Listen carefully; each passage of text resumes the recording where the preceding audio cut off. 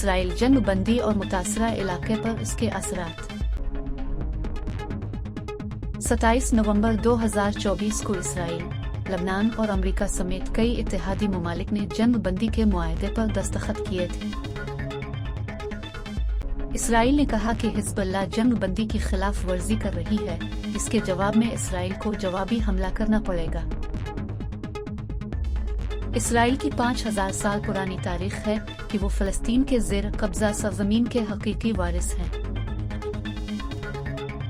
عالمی جنگ کے دوران یہودیوں کو غلاموں کے طور پر منتقل کیا گیا اور انہیں نسل کشی کا سامنا کرنا پڑا، اور پھر باقی ماندہ یہودی 1945 میں اپنی زمین پر حق جتانے کے لیے واپس آ گئے۔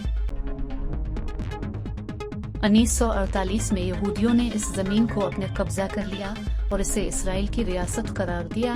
دنیا بھر کے تمام اسرائیلیوں کو رہائش کے لیے بلایا گیا۔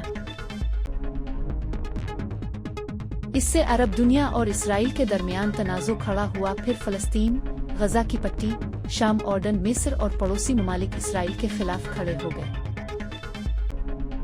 آج تک اس تنازع کے نتیجے میں اسرائیل کے بنیادی ڈھانچے، اسکول، اسپتال اور قدیم عمارتوں کو بڑے پیمانے پر نقصان پہنچا ہے۔